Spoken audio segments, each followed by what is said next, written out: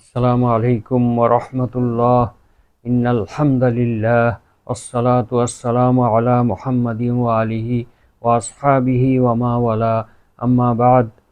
সম্মানিত দর্শক শ্রোতা, মুসলিম ভাই ও বোনেরা, আমরা দারসুল হাদিস অনুষ্ঠানের আজকের ১৬তম পর্ব নিয়ে আপনাদের সামনে উপস্থিত হয়েছি।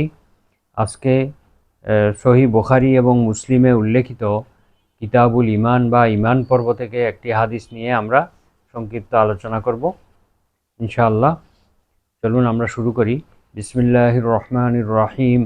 ওয়া আন উবাদাতা ইবনিস সামিতি রাদিয়াল্লাহু আনহু ক্বালা ক্বালা রাসূলুল্লাহি সাল্লাল্লাহু আলাইহি ওয়াসাল্লাম ওয়া হাওলাহু ইসাবাতুম মিন আসহাবিহি।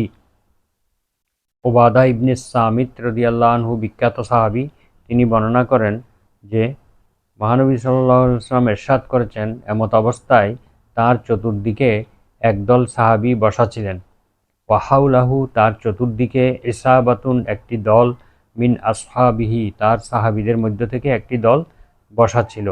এমত অবস্থায় তিনি বলেন, বাইউনি আলা আল্লাহ তুশরিকু বিল্লাহি শাইআ, তোমরা আমার কাছে বায়াত গ্রহণ করো বা আমার কাছে শপথ গ্রহণ করো যে তোমরা আল্লাহর সাথে কাউকে শরিক করবে না। ওয়ালা তাসরিকু, এবং তোমরা চুরি করবে না। ওয়ালা ওয়ালা তাজনু, তোমরা ব্যভিচার করবে না। ওয়ালা তাকতুলু আওলাদাকুম, এবং তোমরা তোমাদের সন্তানদের হত্যা করবে না, অনাগত সন্তানদেরকে তোমরা হত্যা করবে না। ওয়ালা তাআতু বিবুহতানিন তাফতারিনাহু বাইনা আইদিকুম ওয়া আরজুলিকুম, এবং তোমরা নিজেরা তৈরি করে কারো বিরুদ্ধে অপবাদ রচনা করবে না। তোমরা কারো বিরুদ্ধে মিথ্যা অপবাদ রচনা করবে না। ওয়ালা তা'সাউ ফি মা'রুফিন, এবং সৎ কাজে কখনো অবাধ্য হবে না। সৎ কাজে কখনো অবাধ্য হবে না। ফামান ওয়াফা মিনকুম, তোমাদের মধ্যে যেই কেউ এই কথাগুলো, এই অঙ্গীকারগুলো বা এই শপথগুলো পূর্ণ করবে, ফা আজরুহু আলাল্লাহ, তার পুরস্কার আল্লাহ তাআলার নিকট রয়েছে। ওয়ামান আসাবা মিন যালিকা শাইআন, আর কোনো কোনো ব্যক্তি যদি এর কোনো একটি অপরাধে লিপ্ত হয়ে যায়, এই যে অপরাধগুলো করতে নিষেধ করেছি এগুলোর মধ্যে কোনো একটার মধ্যে যদি সে লিপ্ত হয়ে যায়, ফাউকিবা বিহি ফিদ দুনিয়া ফাহুয়া কাফফারাতুল লাহু, আর যদি তাকে দুনিয়াতে শাস্তি দেওয়া হয় তাহলে এটা তার জন্য পাপের প্রায়শ্চিত্ত হবে। ওমান আসাবা মিন যালিকা শাইআন, আর যদি কেউ এই সকল অপরাধগুলোর মধ্যে কোনো একটিতে লিপ্ত হয়, সুম্মা সাতারাহুল্লাহু আলাইহি, অতঃপর আল্লাহ তাআলা যদি এটাকে গোপন করে রাখেন, আল্লাহ যদি এই পাপটাকে প্রকাশ না করেন, ফাহুয়া ইলাল্লাহ, এটা আল্লাহর কাছে সংরক্ষিত থাকবে।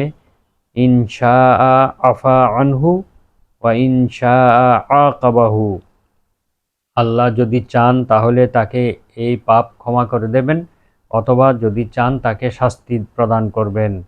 ফাবায়ানাহু আলা যালিক, বর্ণনাকারী উবাদাতা ইবনে সামিত রাদিয়াল্লাহু আনহু বলেন যে আমরা এই কথাগুলোর উপরে শপথ গ্রহণ করলাম। আমরা নবীজির হাতে হাত রেখে এই বিষয়গুলোর উপরে বায়াত করলাম, অর্থাৎ শপথ গ্রহণ করলাম। তাহলে এই হাদিসে দেখা যাচ্ছে যে মহানবী সাল্লাল্লাহু আলাইহি ওয়াসাল্লাম তার সাহাবীদের থেকে বায়াত নিয়েছেন, অর্থাৎ শপথ নিয়েছেন।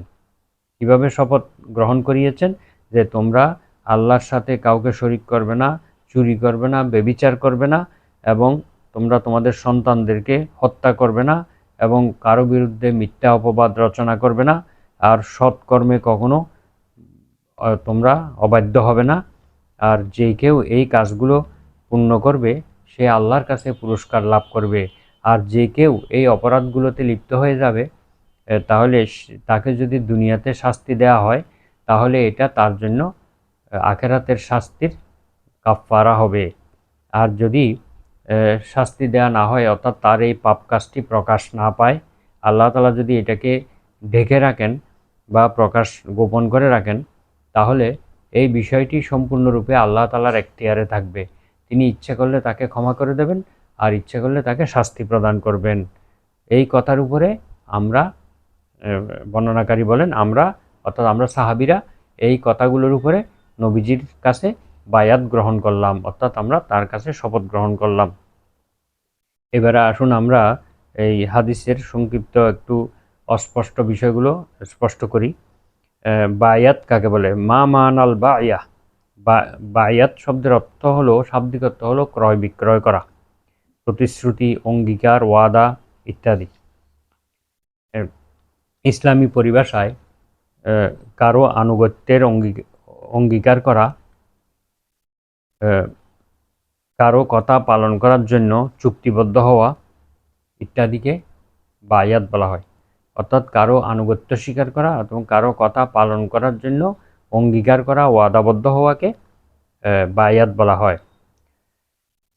তো রাসূলুল্লাহ সাল্লাল্লাহু আলাইহি ওয়াসাল্লাম অনেক সময় নিজের হাত সাহাবীদের হাতে রেখে ভালো কাজের জন্য, নেক কাজের জন্য শপথ বা অঙ্গীকার করাইতেন, যাতে ওই কাজটি গুরুত্ব সহকারে সাহাবাগণ পালন করতে পারেন। বর্তমানেও অনেক আলেমদেরকে দেখা যায় যে হাতে হাত রেখে শপথ গ্রহণ করাতে, যাতে সে কোনো অপকর্ম না করে, কোনো অপরাধ না করে, যেভাবে মহানবী সাল্লাল্লাহু আলাইহি ওয়াসাল্লাম শপথ গ্রহণ করিয়েছেন সেভাবে শপথ গ্রহণ করানো, এটা সুন্নাহ, এতে কোনো সমস্যা নেই। এই ব্যাপারগুলোতে করাতে হবে, কিন্তু নিজেরা বানিয়ে বানিয়ে যদি অন্য কোনো বিষয় যেগুলো সুন্নত নয়, যেগুলো ইসলামী শরিয়াতে উল্লেখ নেই, সেই সব বিষয়ে শপথ গ্রহণ করানো, এটা বিদআত হবে। যে সকল বিষয়ে আল্লাহর রাসূল সাল্লাল্লাহু আলাইহি ওয়াসাল্লাম শপথ গ্রহণ করিয়েছেন লোকদেরকে, সেই সব বিষয়ে আমরা সাধারণ মানুষদেরকে শপথ গ্রহণ করাতে পারি, বায়াত গ্রহণ করাতে পারি। তো নিজেদের তরিকা, নিজেদের সিলসিলা পালন করার জন্য যেগুলো কোরআন হাদিসে নেই, এই সমস্ত বিষয়ে বায়াত গ্রহণ করানো কোনোভাবেই যুক্তিযুক্ত নয়। ইসলামী শরীয়তের বিষয় পালনের ব্যাপারে বায়াত গ্রহণ করা যেতে পারে। এখন আরেকটি প্রশ্ন হলো, হালিল হুদুদু মুকাফফিরাতুন লিযুনুবি আমলা, অর্থাৎ ইসলামের শাস্তি প্রয়োগ, এটা কি গুনাহ থেকে প্রায়শ্চিত্ত হয়ে যাবে? এই গুনাহগুলো কি একেবারে ক্ষমা হয়ে যাবে? এই ব্যাপারে ইমাম শাফি রহমাহুল্লাহ এবং তার অনুসারীগণ বলেন যে, এই হাদিসটাকে তারা প্রমাণ হিসেবে গ্রহণ করে বলেন যে শরীয়তের শাস্তি গুনাহ এবং পাপসমূহকে ক্ষতিপূরণ করে দেয় এবং এটা ব্যক্তিকে পাপ থেকে পবিত্র করে দেয়। অর্থাৎ শাস্তি, যদি কোনো মানুষকে শাস্তি দেওয়া হয় দুনিয়াতে, তাহলে এই শাস্তি তার গুনাহের ক্ষতিপূরণ হয় এবং তার লোকটাকে গুনাহ থেকে পবিত্র করে দেয়, পাপ থেকে পবিত্র করে দেয়। কিন্তু হানাফিগণ বলেন যে শরীয়তের শাস্তি হইল মাত্র ভয় প্রদর্শন করা, দুনিয়াতে অন্যান্য মানুষের জন্য, এবং ওই ব্যক্তিকে ভীতি প্রদর্শন করা, যাতে এই ধরনের পাপ কাজ আর সংগঠিত না হয়, এবং এটা ধমকের জন্য, মানুষকে একটু ধমকি দেওয়ার জন্য, ভীতি প্রদর্শনের জন্য। এটা পাপ থেকে পবিত্র করে না। অবশ্য তারা একটা শর্ত করেছেন, যদি পাপী ব্যক্তি শাস্তি পাওয়ার সাথে সাথে যদি আল্লাহ তাআলার কাছে তওবা করে নেয় এবং এই গুনাহ থেকে যদি তিনি ফিরে আসে, তাহলে এটা তার পাপ থেকে ক্ষতিপূরণ হবে, আল্লাহ তাআলা তাকে ক্ষমা করে দেবেন।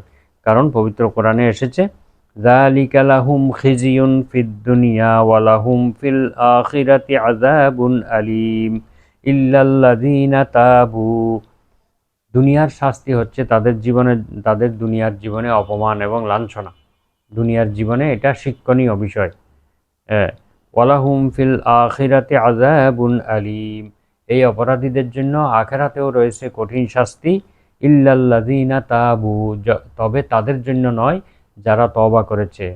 সুতরাং দুনিয়ার শাস্তির সাথে সাথে যদি অপরাধী ব্যক্তি তওবা করে নেয়, আল্লাহ তাআলার কাছে কায় মনোবাক্যে খাঁটি অন্তরে তওবা করে নেয়, তাহলে তার এই আখিরাতের শাস্তি থেকেও সেই মুক্তি পেতে পারে।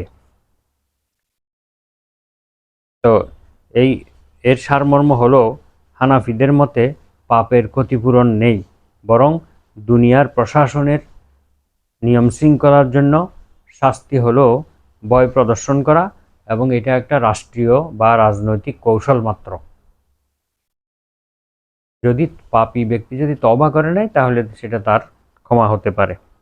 পাপীকে শাস্তি দেওয়া আল্লাহ তাআলার উপর ওয়াজিব কিনা আরেকটা প্রশ্ন। হাল তাজিবুল উসাতি ওয়াজিবুন আলাল্লাহি আমলা, আল্লাহ তাআলার উপরে পাপীদেরকে শাস্তি দেওয়া এটা কি ওয়াজিব নাকি ওয়াজিব নয়? কারণ এখানে হাদিসে বলা হয়েছে ইনশা আফা আনহু, আল্লাহ যদি চান তাহলে তাকে মাফ করে দেবেন। ওয়াইনশা ওয়াইনশা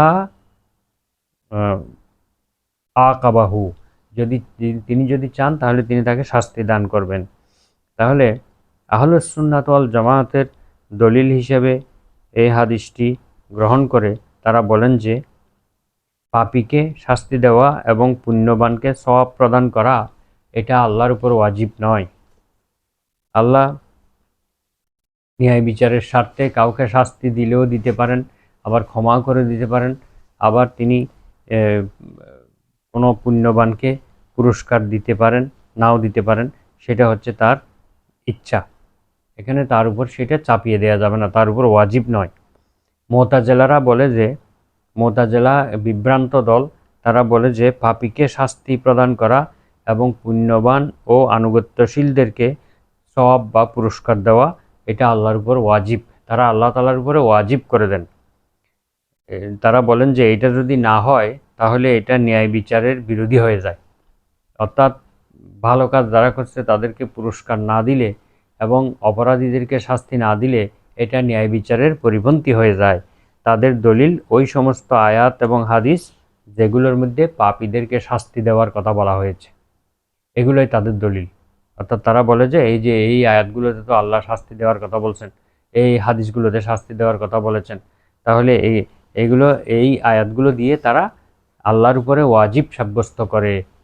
কিন্তু আহলুস সুন্নাত ওয়াল জামাত উক্ত প্রমাণ, তাদের এই প্রমাণগুলো খণ্ডন করতে গিয়ে বলেন যে এই আয়াতগুলো এবং হাদিসগুলো পাপীদের শাস্তি বিধানের জন্য প্রমাণ হিসেবে প্রকাশিত হয়েছে।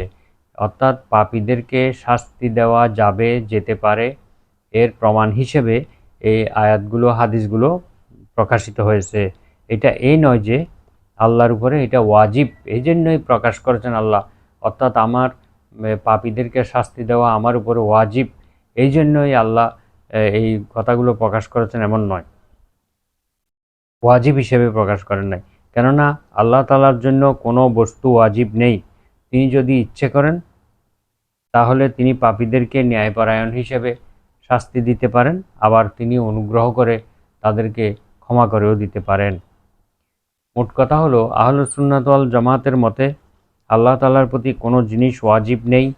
মুতাজিলাদের মতে আনুগত্যশীল এবং পুণ্যবানদেরকে সওয়াব দেওয়া, তাদেরকে প্রতিফল দেওয়া, প্রতিদান দেওয়া এবং পাপীদেরকে শাস্তি দেওয়া আল্লাহর প্রতি ওয়াজিব, তারা বলে থাকেন। কিন্তু আহলুস সুন্নাত ওয়াল জামাতের মতে আল্লাহর প্রতি ওয়াজিব নয়।